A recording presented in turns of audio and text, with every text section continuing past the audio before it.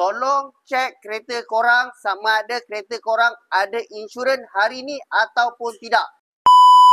Kenapa Abang Jubah tanya macam ni? Sebab Abang Jubah nak menjawab satu soalan. Dia tanya, macam mana pula kalau semasa kemalangan, dua-dua kenderaan tak ada insurans? Jawapan dia, kedua-dua kenderaan tak boleh menuntut apa-apa ke atas insurans. Bila jadinya kemalangan macam ni, siapa yang rugi? Dua-dua dah rugi. Kalau korang nak claim insurans kereta korang tak apa ada masalah, korang renew insurans korang dengan Abang Jubah.